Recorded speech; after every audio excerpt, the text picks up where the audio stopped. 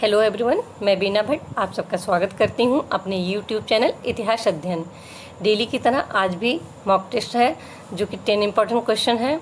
और आज का मॉक टेस्ट भी हमारा प्री हिस्ट्री यानी प्रागैतिहासिक काल पर ही आधारित है। और ये हमारा प्रागैतिहासिक काल प्री हिस्ट्री का पार्ट 4 है। और जैसे कि डेली के सुबह मॉर्निंग में 8 से 9 के बीच में मैं अपने वीडियो अपलोड करती हूँ। और ये मेरा एक जैसे कि बताया था आप लोगों को शुरू से ही कई वीडियो में बोले हैं, ये लगातार हमारा एक मॉक टेस्ट चल रहा है जो कि अभी प्री हिस्ट्री पे पहुँचे हैं। शुरू में हमने हमारे जो हिस्ट्री के सोर्स हैं, हम आर्कोलॉजी, लिटरेरी, फिर हम आए अपने लिटरेरी के अंतर्गत भी 3-4 वीडियो अपलोड किए हैं। और अगर हम आर्कोलॉजी पे भी 5-6 वीडियो बना के अपलोड किए हैं।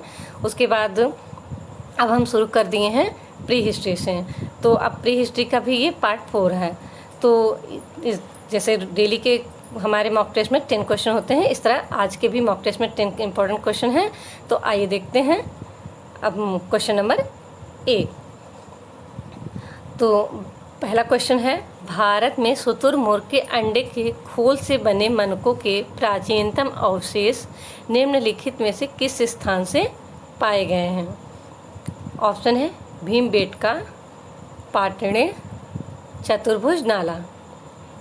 अभी देखिए, इस पे आधारित मैंने 3 क्वेश्चन बनाए हैं ताकि मैं इनमें जो डिफरेंस है, जो भी इनमें आपको क्या कहते हैं कन्फ्यूजन हो सकती थी, उसको दूर करने के लिए सीक्वेंस में मैंने तीनों क्वेश्चन रखे हैं।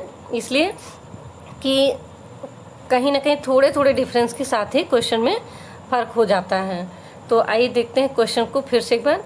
भारत में शुतुरमुर्ग के अंडे के खोल के बने मनकों के प्राचीनतम अवशेष निम्नलिखित में से किस स्थान से पाए गए हैं?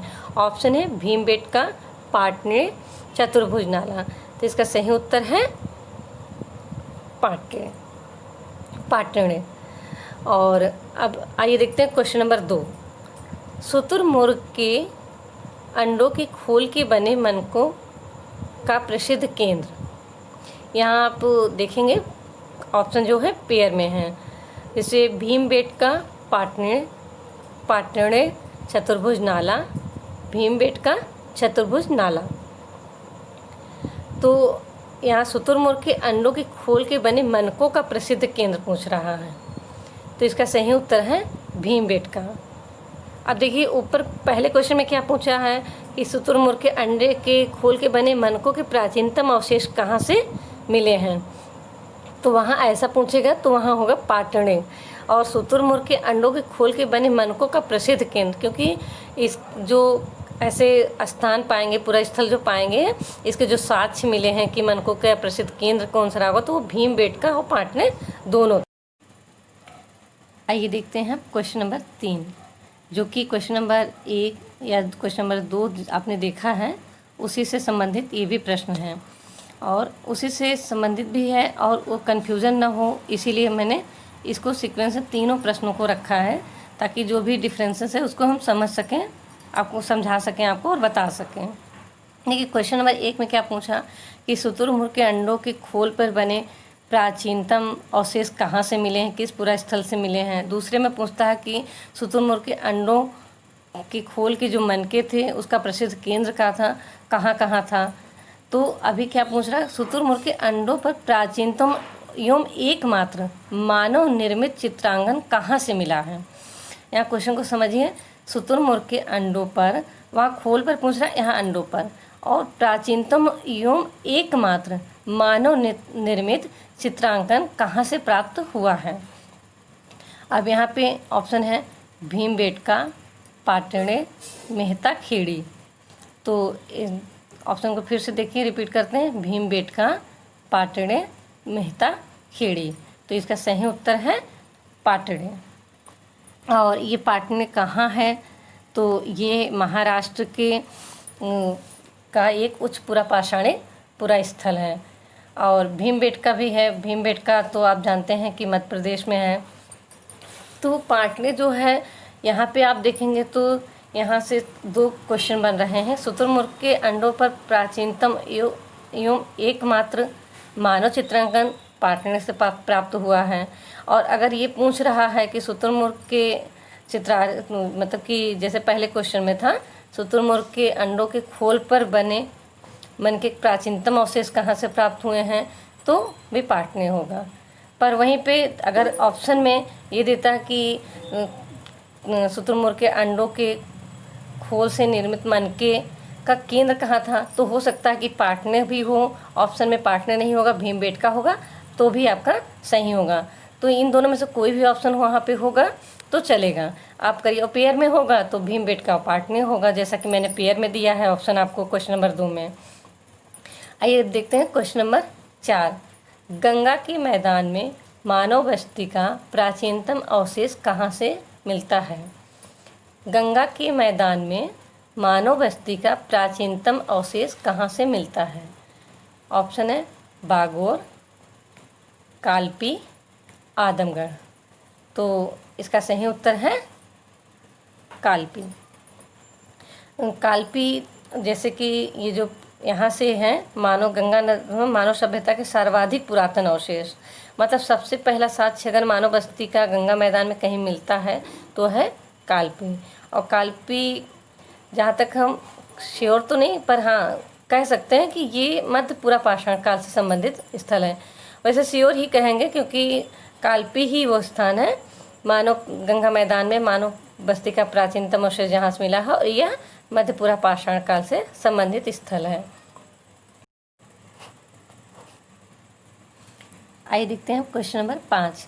आभूषण से युक्त मानव समाधियाँ प्राप्त हुई हैं। ऑप्शन देखिए आदमगढ़, भीमबेटका, महदाहा। तो ऑप्शन को क्वेश्चन को एक बार फिर से रिपीट करते हैं। आभूषण से युक्त मानव समाधियाँ प्राप्त हुई हैं। ऑप्शन है आदमगढ़, भीमबेटका, महदाहा। तो देखिए ऑप्शन जो हैं आपके सामने तीनों, चाहे तो आदमगढ़ है या भीमबेटका है, महदाहा, ये तीनों की तीनों ही मध्य पाषाणिक पुरा स्थल हैं। और पर इसका सही उत्तर जो है वो है महदाहा। महदाहा जो कि आप जानते हैं उत्तर प्रदेश का प्रतापगढ़ जिला पड़ता है, वहाँ से पूरा स्थल 3 पूरा स्थल प्राप्त हुए थे। और बहुत सबसे प्राचीन कहते हैं कि यहाँ का जो ये सराय नाहर है, महदाहा है, ये सब सबसे प्राचीन मध्य पाषाणिक स्थल भी है। और सर्वप्रथम यहीं से मानव अस्थिपंजर के साक्ष्य भी मिले हैं।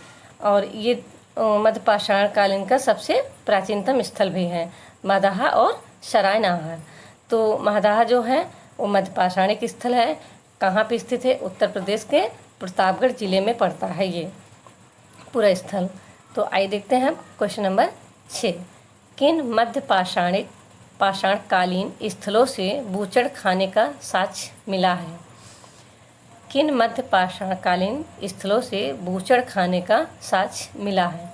ऑप्शन है बागोर, भीमबेटका, लंघनाज,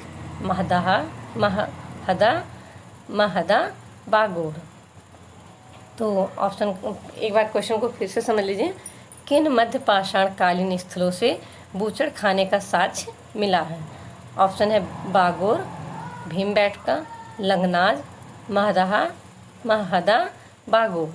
तो देखिए इसमें भी ऑप्शन जो भी देख रहे हैं आप, चाहे बागोर है, चाहे भीमबेटका है, लंघनाज है, महदा है, बागोर है, ये सभी के सभी यहाँ पे क्वेश्चन में थोड़ा सा मदहा होना चाहिए, तो मदहदा लिख गया है, तो इसको आप करेक्ट कर लीजिएगा। जैसे कि क्वेश्चन नंबर 5 में आप देख रहे हैं महदहा, इसका सही नाम है ये, यहाँ थोड़ा सा टाइपिंग मिस्टेक है, तो इसको सही कर लीजिएगा आप लोग, मतलब समझ लीजिएगा, मतलब कि ये महदहा लिखा है। बागोर, भीमबेटका, लंघनाज, महदहा, बागोर। तो पेयर में है ऑप्शन, इसलिए कि इसमें 2 स्थान हैं जहाँ से मध्य पाषाणकालीन स्थलों से बूचड़ खाने का साक्ष्य मिला है।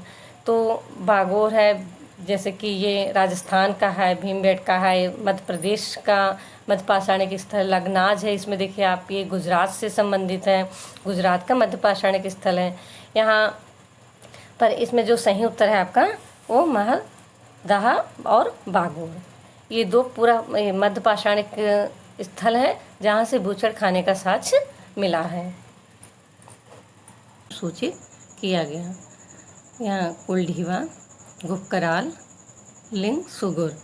तो क्वेश्चन के बाद फिर से रिपीट करते हैं। यहाँ देखिए कह क्या रहा है, निम्नलिखित में से किस नवपाषाणिक स्थल को सर्वप्रथम सूचित किया गया। तो ऑप्शन है कुलढीवा, गुपकराल, लिंग, सुगुर। तो यहाँ देखना ये है कि देखने वाली बात है कि देखो ये तीनों ही जो भी ऑप्शन है, कुलढीवा है या गुपकराल है या लिंग सुगुर है, ये सभी ही नवपाषाणिक पुरा स्थल है। जैसे कुलढीवा या उत्तर प्रदेश के अंतर्गत आता है, गुपकराल है तो कश्मीर का नवपाषाणिक स्थल है। लिंगो सुगर जो है यह दक्षिण भारत की नवपाषाणिक संस्कृति है। और यहाँ से क्या कहते हैं 1842 में कर्नाटक के लिंगो सुगर से ही मैसूर रियासत के पुरातत्व अधिकारी थे श्री एच कृष्ण।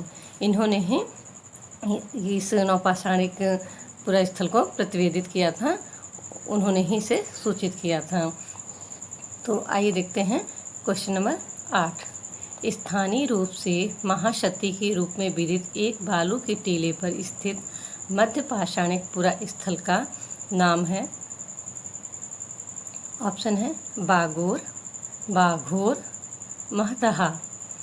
तो यहाँ पे फिर से क्वेश्चन को रिपीट करते हैं जिससे कि अगर आप एक मॉक टेस्ट के लिए ले रहे हैं तो एक तो ऑप्शन या टिक करने में आपको आंसर लिखने में भी टाइम मिल जाता है, दूसरे क्वेश्चन भी एक बार क्लियर हो जाता है। स्थानीय रूप से महाशक्ति के रूप में विदित एक बालू के टीले पर स्थित मध्य पाषाणिक पुरा स्थल का नाम है।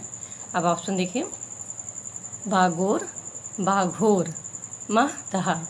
तो इसका सही उत्तर है बागोर। बागोर जो कि एक मध्य पाषाणिक स्थल है। और ये कहाँ पे स्थित है? ये राजस्थान में है। राजस्थान के जो बनास नदी का क्षेत्र आता है, बनास नदी के किनारे यह बसा हुआ एक बालू के टीले पे है। और इसके स्थानीय रूप से क्या नाम है? इसका स्थानीय रूप जो नाम है वो महाशक्ति कहा जाता है। और इससे जुड़ा कुछ तथ्य और भी देख लीजिए। जैसे इसका उत्खनन किसने कराया? BN मिश्र एवं जर्मनी के LM लेस्निक ने इसे खोजा था। और BN मिश्र के निर्देशन में इसका उत्खनन भी हुआ था।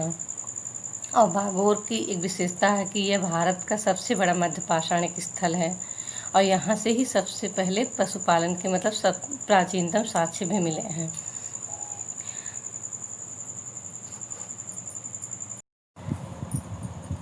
आइए देखते हैं क्वेश्चन नंबर 9।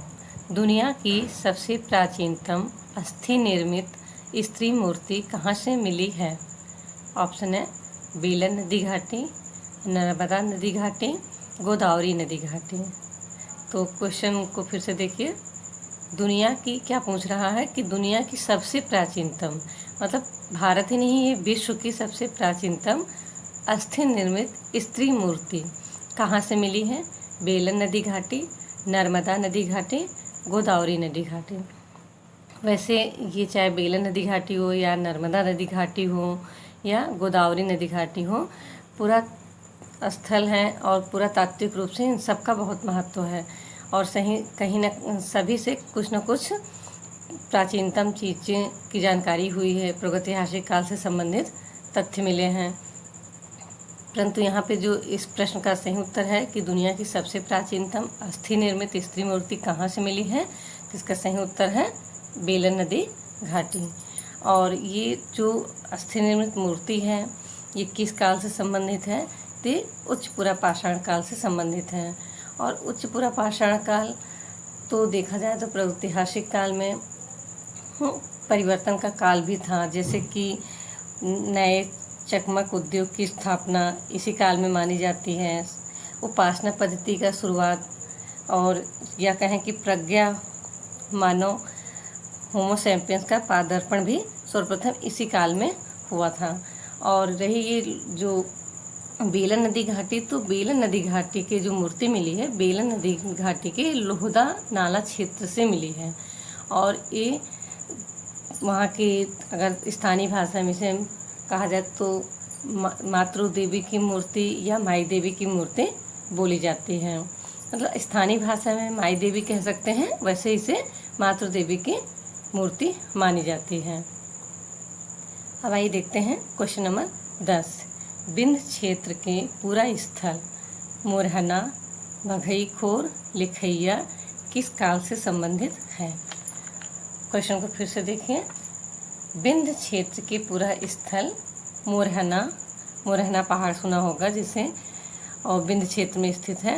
यहाँ से चित्रकारी के भी प्रमाण मिले हैं। तो विंध्य क्षेत्र के पूछ रहा है क्वेश्चन, विंध्य क्षेत्र के पूरा स्थल मोरहना, बघईखोर, लिखैया किस काल से संबंधित है? ऑप्शन है मध्य पाषाण काल, उच्च पुरा पाषाण काल, मध्य पुरा पाषाण काल। तो यहाँ पे देखिए आप, मध्य पुरा पाषाण काल भी है ऑप्शन में और मध्य पाषाण काल भी है। तो ये जो पूरा स्थल है मोरहना, बघईखोर, लिखैया, यह मध्य पाषाण काल से संबंधित है। और इसके साथ ही ये जो है ऊपरी विंध्य क्षेत्र में स्थित है और उत्तर प्रदेश के अंतर्गत ये मिर्ज़ापुर ज़िले के सब आसपास में हैं। और यहाँ से जो है बघईखोर, मोरहना पहाड़, लिखैया के अतिरिक्त कुंडीडीह, मचगवा, महुली, लोना माटी, कपासी कला, भदऊ कला एवं आदि पुरास्थल भी प्राप्त हुए हैं। किंतु मोरहना, बघईखोर और लिखैया का से क्वेश्चन बने हैं और कई बार क्या कहते हैं, बहुत इतने इन सब क्षेत्रों के बीच में ये काफ़ी इम्पोर्टेंट पूरा स्थल है वहाँ के। और ये पूछे कि मोरहना पहाड़ की खोज किसने की थी, ऐसा क्वेश्चन आ जाए तो इसका सही उत्तर होगा C.L. कार्लाइल। इन्होंने ही यहाँ से सर्वप्रथम चित्रकारी के हैं या तो यहाँ के जो उपकरण हैं उस समय के हैंड प्राप्त किए थे। तो ये रहे पूरे 10 इम्पोर्टेंट क्वेश्चन। तो इसी की तरह कल फिर 10 इम्पोर्टेंट क्वेश्चन के साथ उपस्थित होंगे। तब तक के लिए आप सबको नमस्ते, धन्यवाद।